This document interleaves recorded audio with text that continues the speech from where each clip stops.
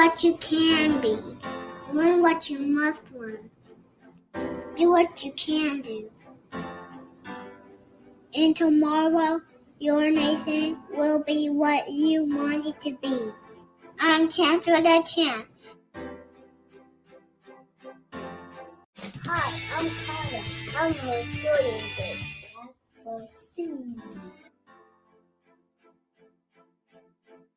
Legacy? That's a big word. It just means something was seen one in instances from the past. All about to the people. Ladies and gentlemen, would you please do us the honor in helping us give a virtual round of applause for our Masters of Ceremony, Chancellor the Champion Rice, and Carter Historian Kid Wilson. Come on, let's give it up for our MCs for today. Say hello. Hello. I'm Chancellor. Look at the screen. I'm Chancellor the Champ. Tell them what? Welcome. Welcome to the Kids Book Festival. Okay. Hey, Carter. Hey, Carter. Hi, I'm Carter. I am Carter Wilson. I am the historian kid, and I'm introducing myself. And let me introduce my All right, guys. Yeah. All right, guys. We just wanted to show that that's a preview or a post view of our second annual book festival that we had back in September. I was just watching it, and I love my two guys, Chancellor and Carter, and so I just wanted to share that little clip of them being introduced. They both have YouTube channels, so if you're out on YouTube, go and subscribe. Chancellor Rice and Historian Kid. Tonight, we're not going to be with you long. We're going to read a little bit of the Undefeated, and we're going to talk a little bit about that. One of the things that we know that's going on right now is there's just a lot of gloom across the country, for various reasons, for different things that's going on. And I just wanted to be uplifting. I just wanted everybody to realize and understand that, especially as an African-American community, we're undefeated.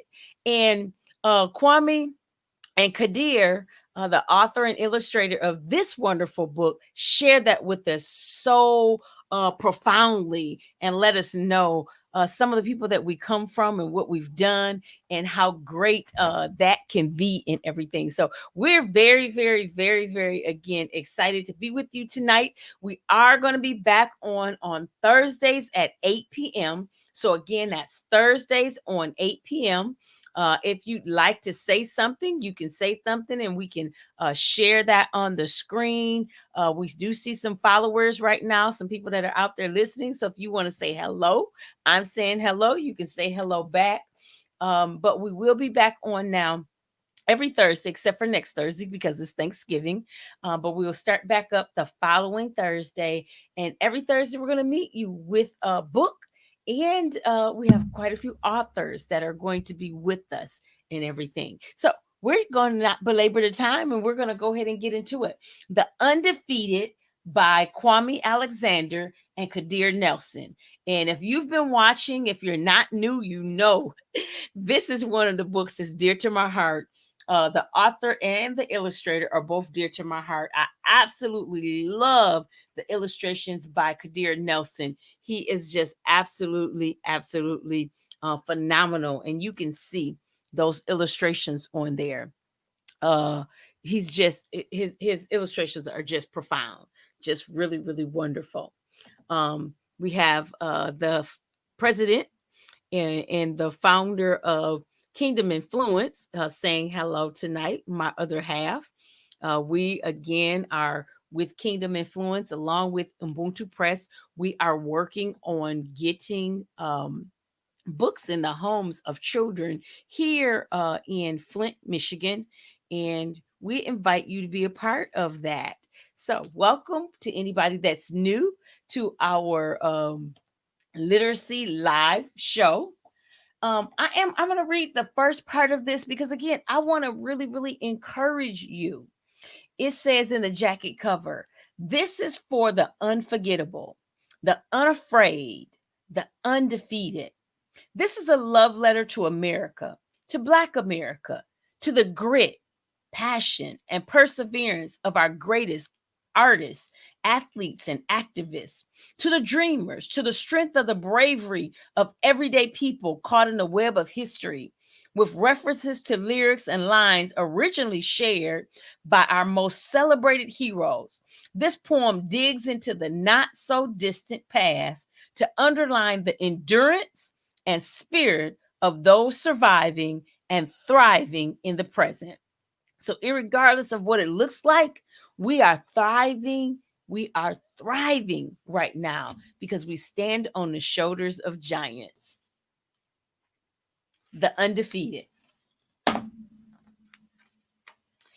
This is for the unforgettable, the swift and the sweet ones who hurled history and opened a world of possible.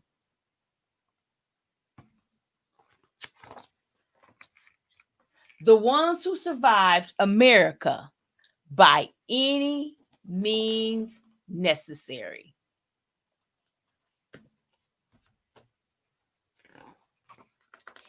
And the ones who didn't.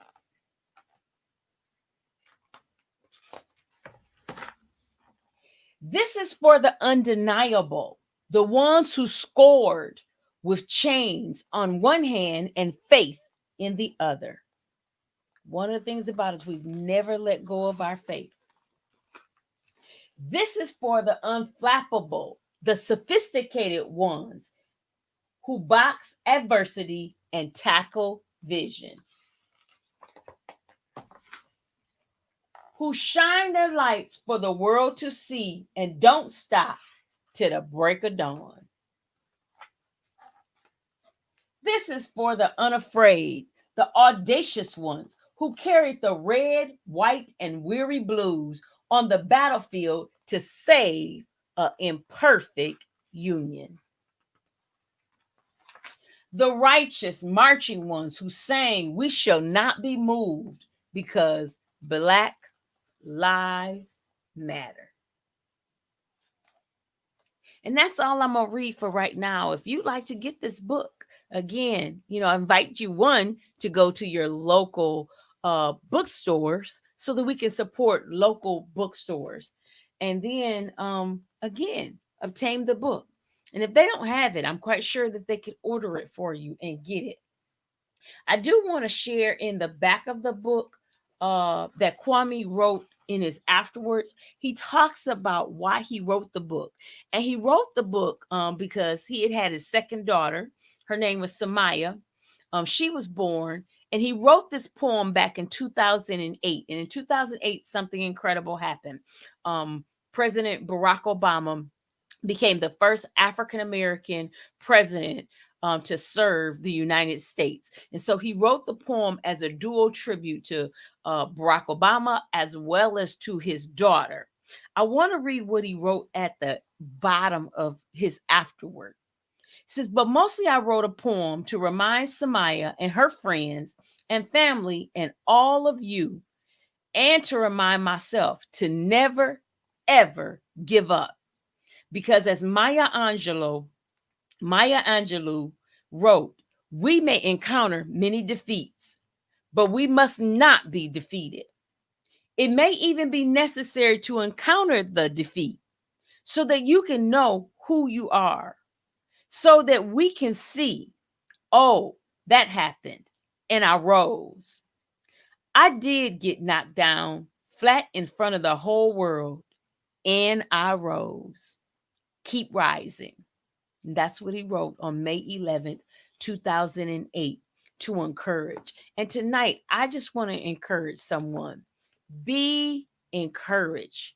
Be very, very encouraged.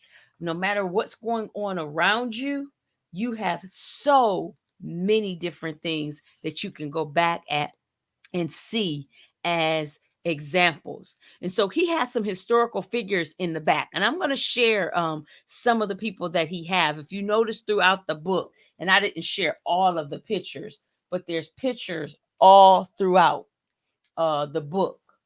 And it has different, again, African American personalities that have had to go through and have been up against defeat, but they were not defeated.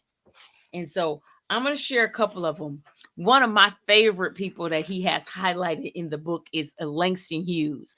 I love Langston Hughes. Back when I was a teacher, when I first started teaching a long time ago, I made sure that my children in my classroom, I taught in an urban area, and I made sure that they knew and they heard the beautiful lyrics that Langston Hughes had wrote. And this is what he wrote about Langston Hughes. Langston Hughes was a poet, novelist, playwright, and a major figure during the Harlem Renaissance of the 1920s. He was best known for his realistic literary portrayals of Black life in America. Along with Zora Neale Hurston and Conti Cullen, he established the magazine Fire for young artists. I mean, they just were so talented. So very, very talented. So we're not. Now we know we just got done doing Veterans Day on last week. And as I said on last week, when I had a historian kid with me and he was reading the book that he's a character in, Purple Heart Highway, we don't want just Veterans Day to be the day that we honor soldiers past or present. But we want to do that 24/7, 365 days in the year, or 366 if it's a leap year.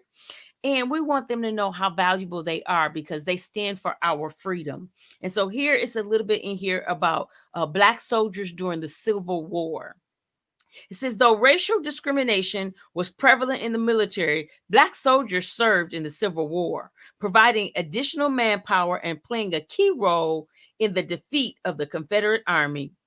On September 29th, 1864, the Battle of New Market Heights, Chafin Farm near Richmond, Virginia, United States colored troops took charge of their units after all the white comrades had fallen and succeeded in keeping the pressure on General Robert E. Lee, which would eventually lead to the city of Richmond falling into Union forces under General Ulysses S. Grant. Several of the Black soldiers received medals of honor. Soldiers of distinction were given the Butler Medal, distinguished by the champion of the Black troops, General Benjamin Butler, and the only medal created solely for the USCT. By the end of the war, nearly 209,000 Black men served as soldiers in the U.S. Army, while another 24,000 served in the U.S. Navy. Black men also had non-combat roles to help sustain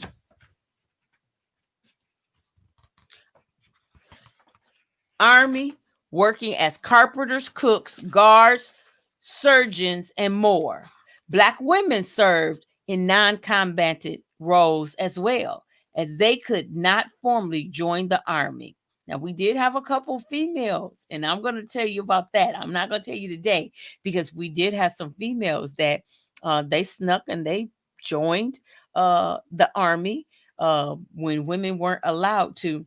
And they have some very heroic stories. So we're going to share that and everything too as well. He has tributes in here to back then.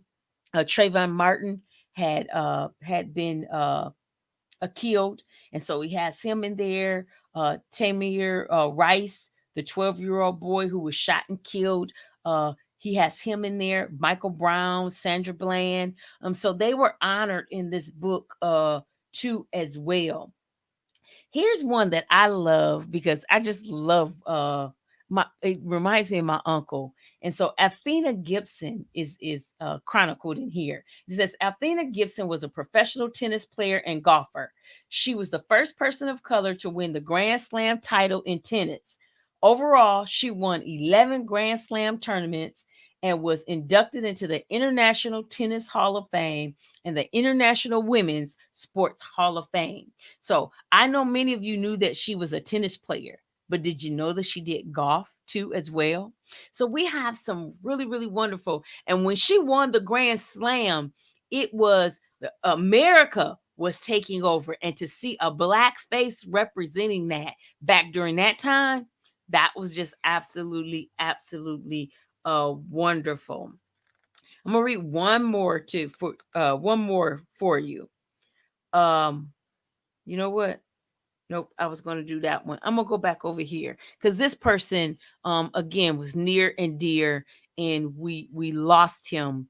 But an incredible, incredible man of the civil rights movement, John Lewis. John Lewis is a politician and a prominent civil rights leader, or was. When he wrote this, he was still alive. He is the representative of the Georgia's 5th Congressional District and was one of the Big Six leaders, along with Dr. Martin Luther King Jr., who helped organize the March on Washington in 1963. He participated in the 1965 Selma to Montgomery, known as the Bloody Sunday. He was awarded the Presidential Medal of Freedom in 2011 by President Barack Obama. And we sadly miss our beloved John Lewis. He did so much, again, for America. And so wonderful, wonderful book. This is one of my favorite books. If you are interested, again, order it. And I encourage you to order from mom and pops, local stores, so that we definitely can do that. All right. And so we have a couple people that have done some shout outs. Oh, I want to say thank you. You know what? Okay, Sandra Glassford was one of my colleagues. She's about to make me cry because I was going to post the picture, Sandra, of me, you, April, and Vicky. That's one of the most dear pictures that I have. And I started to post it to honor April today. And I just want to, even say that when I pulled this book out today, it made me think of April. And so April Matthews was a beloved friend of mine, colleague, and unfortunately she passed away, and today was her viewing. And so I was just thinking about you, Sandra. So love you. Glad you came on tonight. I have my former pastor, Pastor Michael Robinson. He's on. He's telling people, showing people to get on. So we thank you so much for coming on tonight. Again, I told you I wouldn't be with you long tonight. Now, we'll be back in 2 weeks. We won't be back next week because of Thanksgiving, but we'll be back in 2 weeks. And yes, we will have a special guest. So we will be on a little bit more than about 20 minutes. And so again, we just want to say thank you for coming on tonight. We appreciate the support. We want you to share this and share the channel. Get the children out. If you have children or grandchildren, nieces or nephews, make sure that they are here watching and listening so that they can join in and be educated, so they can see books that have characters that look like them. And I have friends that are not African American. And so for my friends that are watching that you're not African American, again, everybody needs to see. We only have about 10% of the books that are published right now in 2020. Less than 10% of the books that are published for children have faces of main characters, faces of color, Black. Now, it's about 24% all minority. So we want to change that. We really, really want to change that. And so we're asking everyone to push the publishers and make a demand. And how you make the demand is continue buying the book. So support Black authors, support books with, again, children of color. And when you do that, then they see where the money is going. As African American community, We have $1.4 trillion a year spending power. Spending power. That much in a year. If we were a country, we would be the 16th largest country in the world with our spending power.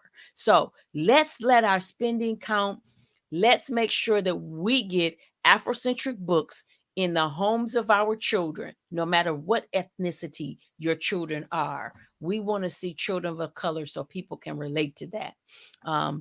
Have another minister friend coming on tonight. So Elder Malcolm, we appreciate that you came on tonight. Thank you for saying awesome. Again, Miss Glasper, Sandra, I love you. I miss you so much. We got to connect. So thank you. And then last but not least, my husband is saying he appreciates everyone coming on tonight and supporting, because again, our goal is literacy for our children. We want to increase the illiterate rate. I have a saying that says a book a day keeps illiteracy away. And so we want to continue to do that. So we'll see you back, not next week, but in 2 weeks. Thank you so much again for being our partners in education. Thank you so much for tuning in, and share and like. Go on the YouTube channel as well and support by sending that out to someone else. You have a good evening. Have a great Thanksgiving holiday, and be grateful for all the blessings that you have. And last but not least, remember, you are not defeated. We are the undefeated.